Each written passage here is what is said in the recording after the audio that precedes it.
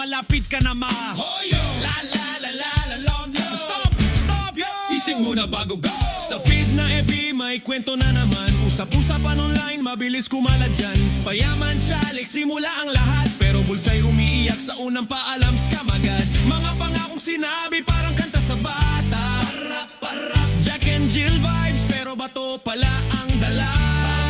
Parap, parap, parap. Isang click, dalawang share. Teka muna, totoo ba yan pare? Hoyo, hoyo. Kulong ka na Norman, o yun niya ay malapit sabi ng chismisan. Gago ka minuto, sabi sa screen pero maraming naloko. Oops, next scene. Si Norman Mangusin ang laman sa balita. Sa memes at comments, halo-halong salita. May hamon na parang laro sa perya, pero rules ay malabo kaya ingat bata at tita. Ring-a-ring o roses, paikot ang kwento. Sa dulo ng rhyme, laruan ay kumpleto. Matoto ba to? Check mo muna. Safe ba yan? Basahin lahat. Hoyo, hoyo. Kulong ka na Norman, o yun niya ay malapit sabi ng chismisan. Gago ka minuto, bukang bibig palagi sa bastos na bunganga kaaway dumarami. If it's too good to be true,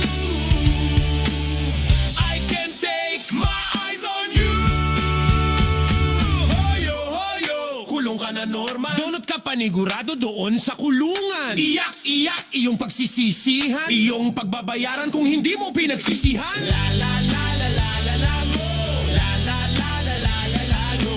La la la la la la la go. Maoyo ka na ulaong go.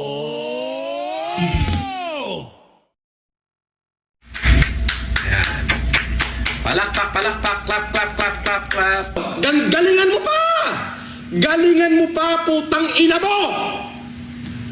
Alright, mga ka-plastic. And this is me again, Pixu. Right back at it again with another Norman Mangusing content. At isang dekalibre at gatas na gatas ang ating tatalakayin ngayong araw na ito o gabi sa inyong lugar. At ang unang season 4 ng episode natin ngayon mga ka-plastic, matapos na inilabas ni Makagago WhatsApp Man itong bagong content niya about doon sa sinasabi ni Norman Mangusin na kumpare niya o kakilala niya ang gobernador ng Jensan na si Roel Pacquiao, mga ka-plastic. At masadyang makapalang mukha nito, mga ka-plastic, ni Norman Mangusin about dito sa context na ito. At panoorin natin bago ang lahat ay ito po ay sinubok na naman siya ng mga netizens. Kung pagdating daw sa hamunan ng suntukan against kay Manny Pacquiao, kung papalag ba siya. So nandito naman po ang kanyang sagot, mga ka-plastic. Panoorin natin. Banatan ako senador ngayon. Boss, kaya mo bang hamunin si Manny Pacquiao ng suntukan? Sabihin mo sa kanya, siya maghamon, darating ako. Oh. Sige. Tapang. Wala ka mong gloves ha? Kamakama. Laban ako dyan. Sinabi ko naman sa inyo, may saltik din ako eh. Puntang ina, hindi pa isinisilang yung taong sisindak sa akin eh. Inumpisahan nyo ako? Sa madalit sabi, may pagkakataon na nag-promote si Senator Manny ng sarili niyang laban, yung Pacquiao-Matisi fight. And there is a big money amount involved. O, hindi na ako magsasalita. Doon na lang, big money amount involved. And my friend told me, pwede ba pahiram muna ako pare ng ganitong amount? Idadagdag ko lang para ipairam kay Senator. Banatan ako senador ngayon. Boss, kaya mo bang hamunin si Manny Pacquiao ng suntukan? Sabihin mo sa kanya, siya maghamon, darating ako. Oh. Sus, Mariosep. Parang narinig ko na yan before about doon sa hamunan ninyo ni Makagago WhatsApp Man noong October 2025. Ganyan na ganyan ang mga litanya mo, Norman Mangusin. Pero wala po nangyari o naganap. Actually, 2 tao na nga po o 3 tao na po ang pumunta sa'yo. Unang-una si Makagago WhatsApp Man, that was October. Inamon mo rin ng suntukan, sabi mo, talian ng kamay. Isang kamay lang ang gamit. Tapos may dala kang balisong at kung ano-ano pa mga sinasabi mo, Norman Mangusin. Pero nung dumaan si Makagago at Sapman kung saan kang impyerno nakatira, which is sa Las Piñas BF Homes, sa subdivision na yon, exclusive, ay hindi ka naman lumabas. Dahil ang nirarason mo mga kaplastik ay wala po siya doon sa naturang lugar. Kaya nagdahilan na naman siya sa live stream niya. Tapos pangalawang beses naman ay pumunta di umano sabay si Erwin the King Siyar noong Enero, nung December o January something. At kasabay ito yung kapatid ni Sabi, Pilipino lawyer, ay pinuntahan ka mismo doon sa Heritage Hotel dahil hinamon mo rin siya ng suntukan. Pero unfortunately, nagkulong ka sa isang kwarto ng Sheraton ng Heritage Hotel pala mga kaplastik. So yung pangalawa at pangatlo magkasabay yun. Tas ngayon naman si Manny Pacquiao naman ang gusto mong amunin ng suntukan without gloves. Baka hindi mo alam kung ano ang liability na posibleng mapatay ka ni Manny Pacquiao sa isang suntok lang. Diba? Na pwede kang mapuruhan ng husto. Dahil ito po yung pwedeng mangyari sa'yo base sa commenters ng mga bashers. Ito po yun.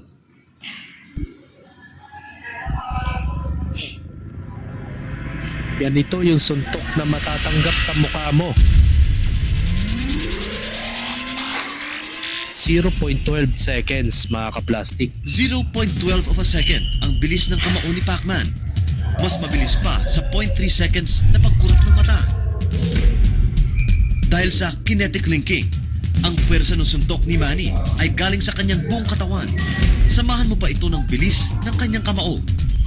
Ang resulta, 806 pounds of force. Pag ikaw ay Pero nasuntok ni Pacman, para kang tinamaan ng isang shotgun. Biruin mo kung gaano kabigat yung suntok ni Manny Pacquiao. 800 something pounds. Tapos hahamunin mo ng suntukan si Manny Pacquiao without a gloves. Di para ka na rin dinospordos sa mukha niyan. Diba? Tapos hahamunin mo ng suntukan. Baka hindi mo alam.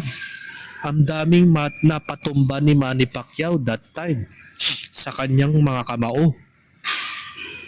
That napadapangan niya si Ricky Hatton that time eh. Dahil sa lakas ng suntok ni Manny Pacquiao. Na ikaw ay may edad na. Baka nga pitik lang ni Manny Pacquiao, jab pa lang, manghihingalo ka na eh. Tapos may lakas ka ng loob na hamunin ng suntukan si Pacquiao without gloves. Dahil sa kinetic linking, ang pwersa ng suntok ni Manny ay galing sa kanyang buong katawan. Samahan mo pa ito ng bilis ng kanyang kamao. Ang 69 kilos. 806 pounds of force. Diba? 806 pounds, kaya mo yon? Katumbas na yan ng 8 katao. O higit pa ang bigat. Let's say, sabihin natin 8 o 5 katao ang kanyang bigat na suntok. Imagine mo na lang para kang tinapakan ng elepante. O higit pa sa elepante. Diba? Di mo alam ang sinasabi mo, Norman Mangusi. So ito yung react niya. Tulingan nanay mo. Tulingan nanay mo. Inedit nila yon. Okay? Sila ang nagsasalita nun. Inedit nila yon. Kasi Yung salitang duling, isinabi nila yan sa aking ina. So, kinapture nila yung salita, pinagdugtong nila. Maaring ganyan yan. So, Ruel, ikaw na magsabi sa manay mo. Ako, pagod na ako. Ayoko na magsalita dito, ha? So, itong tarantadong makagago na to, Aminado siya na pagod na siya. Hindi ko alam kung bakit ka pa, kung ano pa yung pinaglalaban mo kung bakit pagod ka na. Pagod ka na pala eh, di sumuko ka na. Para matapos na yung paghihirap mo sa kaka-explika sa mga tao. Diba? Sabi mo, pagod ka na. Ikaw na nagsabi, ipinaubaya mo na kay Governor Ruel Pacquiao. O, ano naman kinalaman ni Governor Ruel Pacquiao sa mga patutsada mo, Norman Mangusin? At sino ka ba para utusan mo yung kamag-anak ni Manny Pacquiao para ma-mitigate ang situation about sa'yo? Desidido na nga silang magsampa ng kaso. Lalo na't nung narinig nila na dinamay mo ang kanyang ina. Kagaya ng ginawa ng matalinong vlogger sa akin na nananahimik ang aking ina ay minumura-mura niya at ginagawa niyang katatawanan sa kanyang YouTube channel. Diba? Dahil wala na kasing kayang sabihin ng taong yon where it comes sa argumento, kaya idadamay niya ang mga magulang. Kasi yun na lang ang kayang gawin ng matalinong vlogger na yun, mga kaplastik. Magpahanggang ngayon, binabash na siya sa kanyang Facebook account even sa YouTube channel niya. Regarding kay BBBM. Mamaya tatalakayin natin ng about kay PBBM kung talagang totoo o hindi ang kumakalat na chismis na merong skandal ang kamag-anak ni Norman Mangusin na si Pangulong Bongbong Marcos. Mamaya panoorin natin yon, ha. We hoping na hindi ako ma-community guidelines about doon. Kasi medyo sensitibo yung larawan o yung video na isinave ko mismo kasi baka ma-delete. So, magtungo ulit tayo back to the topic about kay Norman Mangusin. Alam mo, Norman, kung pagod ka na, wag mo nang ipagpatuloy ang iyong mga kalokohan at patutsada sa live stream mo. Dahil hindi mo na kayang depensahan yung sarili mo, Norman Mangusin, kung ano-ano na mga pinagsasabi mo. ang ginagawa niya, gusto niyang i-antagonize. Sabi niya, good day, boss. Nanggigigil ka ata ngayon. Hindi. Gusto niyang i-antagonize si Manny Pacquiao. Si Manny. Uulitin ko, ha. Paano ini-antagonize naging katiwala na nga ngayon at sponsor niya sa bago nilang sambangong pinopromote na kumpanya ni Manny Pacquiao. Ito po yun. Panorin natin.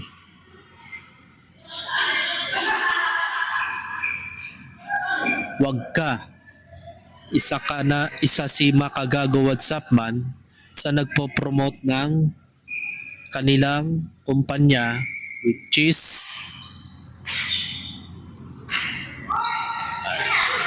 nasa na yung video.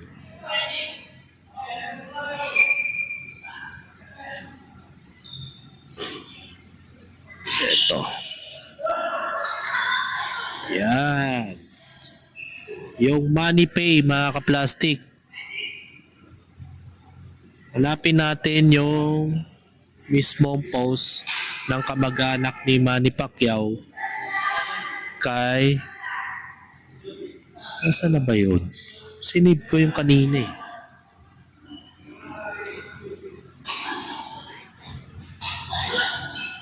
Wait. O, ito. Panoorin mo, Norman Mangusin. Mula sa post ni Isidra Pacquiao. Makagago yung name niya. Sorry, mama. Hindi na tayo. Si MG na lang, ma'am. Picture kayo. Picture daw. Ma'am, okay lang daw magpa-picture, ma'am. Okay lang po. Halika na.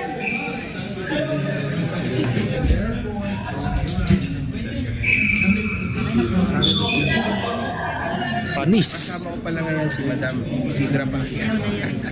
So, follow nyo si Madam Isidra Pacquiao Diaries. One lang, pakinggan. Oh, panis, Norman. Meron ka ba niyan, Norman Mangusin? Na mismong ang kamag-anak ni Manny Pacquiao na si Madam Isidra Pacquiao ay prinomote. Ito si Makagago ay kinomplement na din at the same time. At dahil doon, binigyan ng chance na makapasok si Makagago WhatsApp Man sa MoneyPay bilang sponsor niya. Yan yung parang GCash account eh. Yung money transfer. Parang gano'n ang ang litanya ng produkto o kumpanya ni Manny Pacquiao na inilalabas ngayon. Can you believe that? Na si Makagago WhatsApp Man ng kauna-unahang vlogger na nakapag-collab sa mga elite na tao. Ikaw, Mangusin, sino yung mga nakakausap mo na pinaka-dekalibre mo?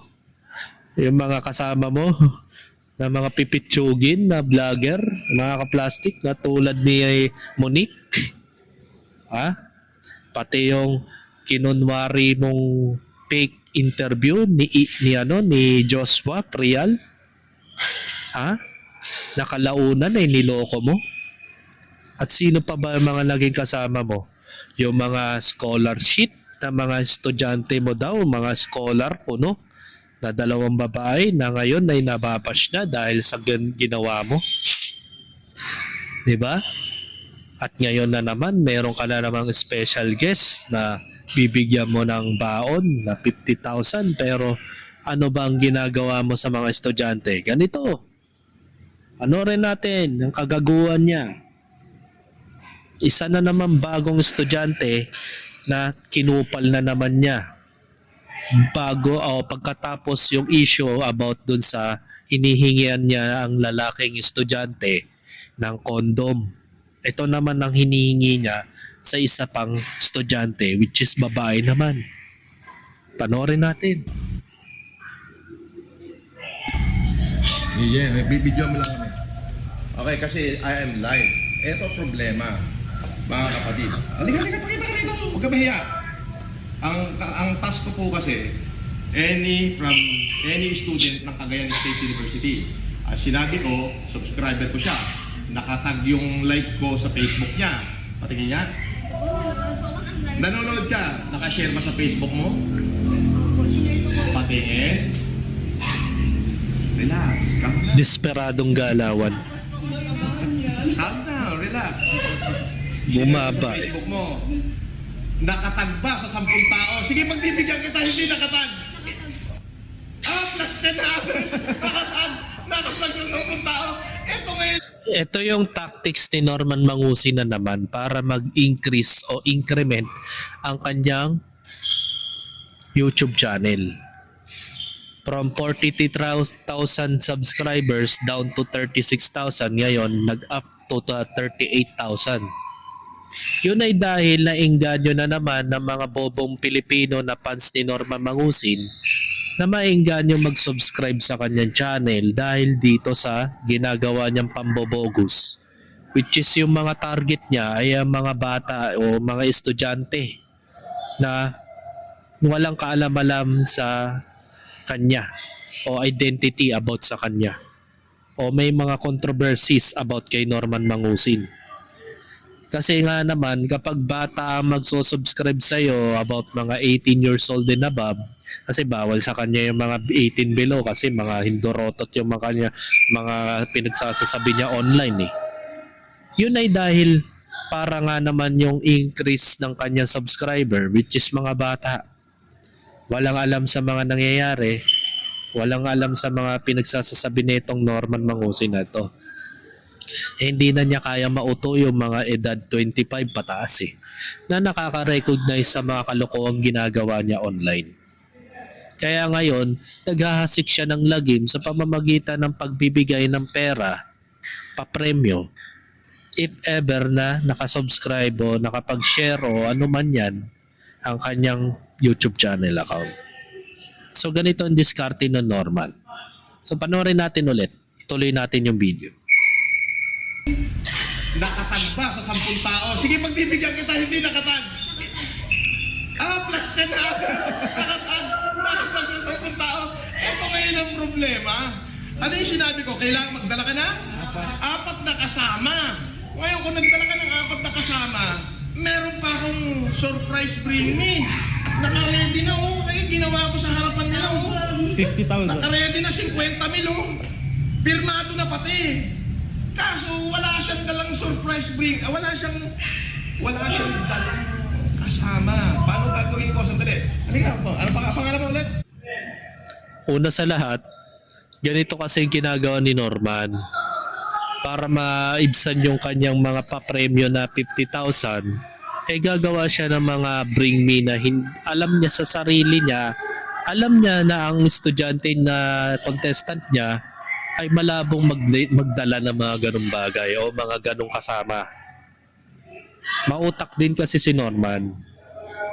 Siyempre, bago ka gagawa nga naman ng kalokohan, mga ka-plastic, may make sure mo na kung sino yung, alimbawa, yan, si student number 2. Magdadala lang yan. Siyempre, yung mga subscribers o ano-ano pa, kung ano-ano pa, etc. etc. At the same time, ihingian niya ng kasama. Ngayon, kapag nadala mo naman yung kasama na yon na 4, ang tanong, kung nag-subscribe din yung 4 na yon. Ang galing niya eh. Ang dami kasi niyang tactics. Na alam niya sa sarili niya na may mga lahat ng mga bring me niya, may mga kondisyon yon, step by step. Para nga naman magkaroon siya ng rason na hindi niya maibigay ang 50,000 pesos. Di ko lang alam kung cash yun, ha? Di ba? So panoorin natin kung cash talaga if ever na para mapanalunan niya yung 50,000. Patingin ang ID. Cagayan State University to. Cagayan State University. Practice teacher na. Oh, wala nang data privacy yung bata. Pinakita mo pa yung pangalan ng ID niya. So, ano pong decision nyo? Mirmidon. If we stick to the rule and we stick to the plan, but I really do want to help her. Gusto ko siya tulungan eh. Ganito ha. Oh, gusto mo pala tulungan eh. Bakit di mo na lang ibigay yung papremyo mo? 'Di ba? Hindi mo na lang binigay yung mga frame prices na since nakapag-subscribe naman at nag-share naman ng mga pangit mong content, bakit hindi mo pa ibigay yung premyo? Ba't pinahihirapan mo yung estudyante na kung ano-ano mga kondisyones? Di nangangahulugan hindi ka interested na manalo yung estudyante mo. Diba? Okay, ganito. Ito, sablay. Sablay to. Dito gusto ko makita nila. Huwag kang mahiya. Marami kong basher pero kung mahiya. Ito. If you have the breed, Papahamak ka mo yan. I'll give you the 50,000. May dapat to. Walang toothpick na dala. Bibigay ko 50,000 eh. Diyos ko, toothpick lang yung toothpick. Toothpick lang ang pinadadala ko. Sorry, Okay. So, eto. Sayang ho, ang 50,000. Pupunitin ko na. Pinunit niya yung cheque. Ang tanong, yan bang cheque mo ay legit? Diba? Una sa lahat, legit ba yan? Since sinabi ni Food Genius, mga ka-plastic, ay ban na siya sa lahat ng mga banks. Sa lahat ng mga bangko, hindi siya pwede mag-open account dahil sa money laundering case niya nung pandemic. Kaya if ever na manalo yung tao, bibigay niya yung 50,000 na cheque, baka patalbugin na yun. Diba? At pangalawa, Bakit mo hihingian ng toothpick ang estudyante? Wala naman talaga siyang dala nun. Literal. Hindi naman siya matakaw na tao para magdala ng ganun. Alam mo sa sarili mo, Norman, na ang mga dala ng mga estudyante, which is school supplies, personal hygiene, pati ang mga wallet at mga pera, cellphone. Pero alam mo sa sarili mo, ang mga estudyante never nilang maiisip na magdala ng toothpick kahit 1 peraso pa yan. So nangangahulugan lang talaga, Norman, na wala kang plano na mabigyan ng magandang premyo yung contestant mo. Dahil naghahanap ka ng rason na bandang huli ay talo pa rin siya. Ganong kalawak mag-isip ang scammer, mga kaplastik, dahil ayaw malamangan, gusto siya lagi ang lamang. Diba, nabigyan niya ng pasado ang unang pagsubok niya, which is yung pag-subscribe, pag-share ng mga content niyang basura. Pero unfortunately, in the end of the day, hinanapan din siya ng toothpick.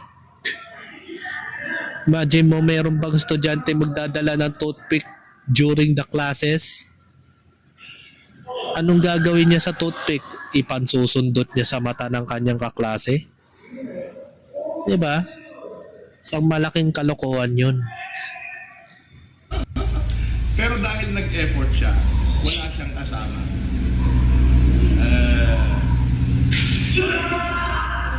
Magallanes State University, nag-effort, pero so dahil nag-effort ka, bibigyan na lang kita ng wala po siyang kasama. Pero ito 5,000 kasi to. Pero dahil siya nag-effort na pumunta rito, bibigyan ko na dito. Mahilig siya magbawas ng 2,000 kagaya ng ginawa niya dun sa lalaking nagkara cruise per 5,000 per tama sa Cara Cruz sa Globe. 'Di ba? Binawasan naman niya ng 3,000 yon, instead na 15,000, 12,000 lang yung binigay ng Hindorotot na inilalang na ito. So ngayon naman, ito naman binigyan niya ng instead na 5,000, 3,000 na lang. Dahil ang rason niya, mag-isa lang daw siya. 'Di ba? Mag-isa lang daw siya. Lang kita ng wala po siyang kasama. Pero ito 5,000 kasi to. Pero dahil siya nag-effort na pumunta rito, bibigyan ko siya ng Scripted yan. 5,000 kung may kasama na, sana nagtawag ka, binigyan mo tigpa 500, ganun din, no? Ganun din.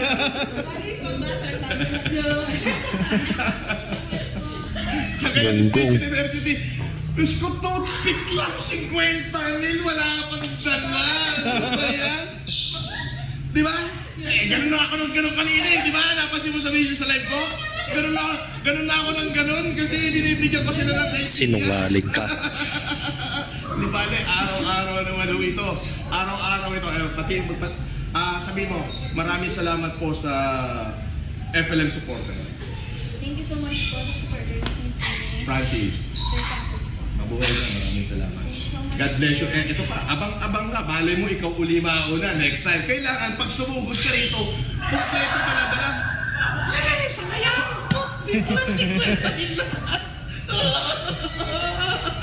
Parang mongoloid. No? Sorry, YouTube. Para tong abnormal mangusin. Mo, parang pinanghihinayangan pa niya yung estudyante. Para lalong tumaas yung kanyang pagsisisi na sayang. Baka may toothpick man lang ako sa bulsa ko. Talagang halata namang scam yan eh. Hindi naman seryoso yan. Ito po yung pinakita ni Pugenius. Ayan. Sabi ni Pugenius, mga kaplastik, nagtataka ka pa ba kayo kung bakit walang bangko ang nagbibigay ng account kay Norman Mangusin, aka Pekeng Marcos? Simple lang, red flag ang pangalan niya. May hit siya sa Anti-Money Laundering Council at sa Credit Information Corporation. Kaya automatic iwas sa mga financial institution. Meron man siyang kasalukuyang active account sa Philippine Bank of Commissions, restricted na rin ito. At 1,000 na lamang ang kaniyang laman doon. At ito po yung pinakita ni Pudgy News. Baga naka-red na po yung kanyang account. Oh.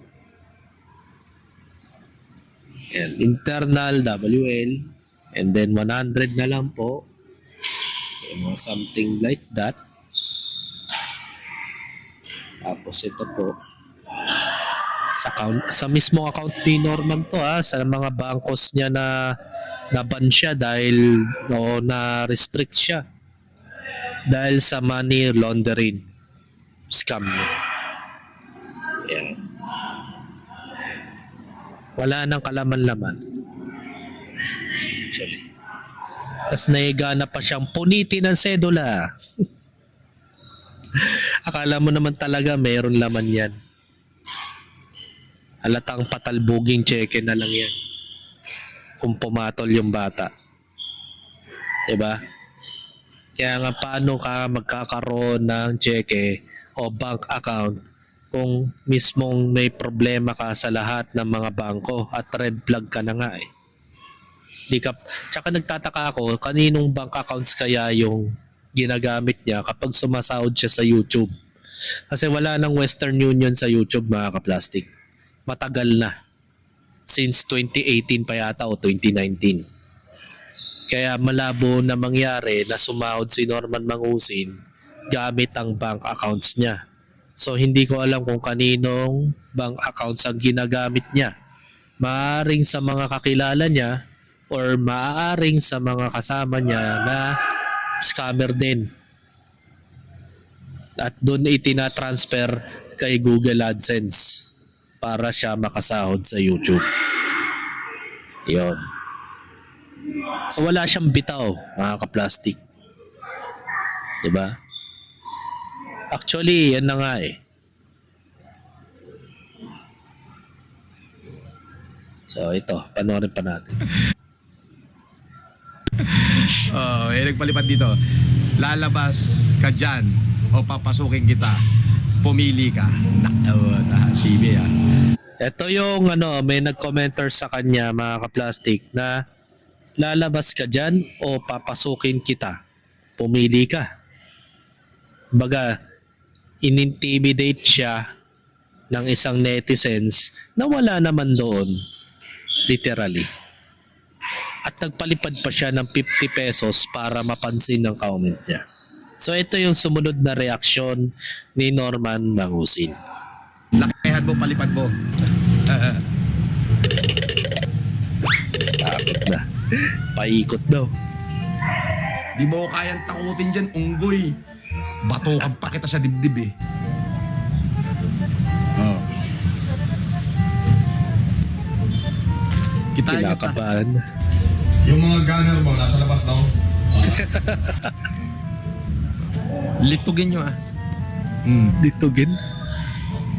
Nag-iilokano si Gago. Kita nyo, kanigid kan naman, no? Ada makita yung kagwa. Gamatan nyo Kitak bantikin na nastog na ito yung okay nanat daw.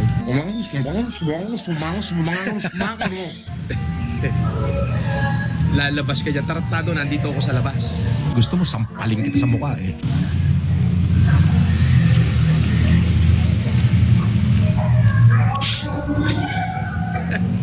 Kabadong malala. Yung mga nagko-comment dyan na papasukin, lalabasin, mga bata lang yun Pag nadampot ng tao ko yun, di iyak na naman yun.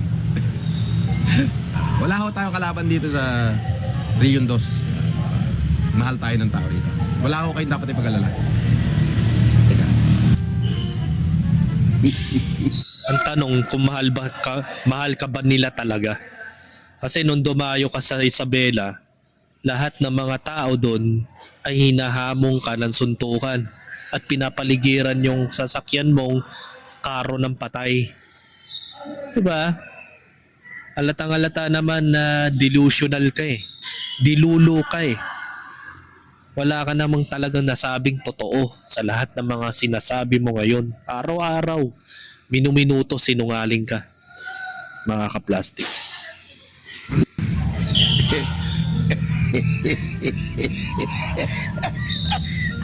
Di mapakali yung gago.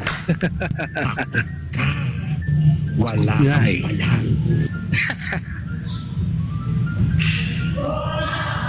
Ang hilig mong manakot, kamote ka.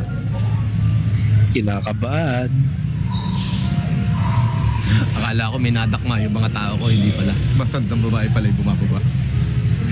Masyado alerto ng mga tarantado to. Tapos sabay sisisihin niya yung mga bata niya. Samantalang kani-kanina lang ay inutusan niyang mag-rounds. Di ba? Kung dyan pa lang sa netizens, naduduwag ka na eh. Kay Manny Pacquiao pa kaya na kapag sinuntok ka ng dekalibre niyang suntok na may bigat na 806 pounds. Di ba? 806 pounds lalagapak sa panga mo.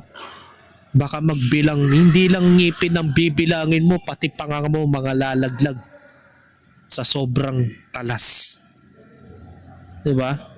At matutulad ka pa dun sa road rage dun sa Kainta. Nabasagan mo ka dahil sa sobrang yabang. Diba? Mga ka-plastic. Kung sa netizens nga lang, naduduwag ka na eh. Tapos si Manny Pacquiao hahamunin mo ng suntukan without gloves pa. Para ano? Para kapag napuruan ka pa, kakasuhan mo si Manny Pacquiao at maghahabol ka ng danyos. Kaya nga sinabi ni Manny Pacquiao sa'yo na may psychological imbalance ka na eh. Tapos kakalabanin mo si Manny Pacquiao. Diba? Sino ka para sabihin mo sa kanya yun? Tapos sasabihan mo yung kapatid niya o kamag-anak ni Manny Pacquiao na si Roel Pacquiao na mag-ayos o ano man, matapos mong insultuin yung nanay niya. So mag-isip-isip ka, Norman, dahil the more na meron ka pang sinasabi about kay Manny Pacquiao, the more na malaki ang chances mo na hindi ka lang masasampahan ng kaso, ay mabibigwasan ka ng todo. Imagine mo 806 pounds ang babagsak sa pagmumukha mo. Kaya tandaan mo yan, Norman Mangusi. Sa lahat ng mga sinabi mo, wala na talagang katotohanan. Mahilig ka kasi magpapatol kahit sa mga netizens. Dahil sa sobrang takot na yan eh. Kaya lahat na lang nang nagko-comment sa'yo, binibigdil mo na. Kaya ngayon, pinupupog ka na ng konsensya mo sa takot. So hanggang dito na lang ang aking opinion. And this is me again, Big Sue. Lagi nagsasabing, ang mga plastic ay matagal mabulok dahil ang mga plastic ay toxic. Kaya, what's up mga ka-plastic? And this is Gambit commentary video na video live stream. Signing out. Alright. Mga ka-plastic, kung nagustuhan nyo ang aking video, isubscribe nyo lang ang aking channel. At the same time, i-hit nyo rin ang notification bell at yung all para ma-notify kayo sa aking susunod ko pang video sa aking YouTube channel. Maraming salamat po, mga ka-plastic.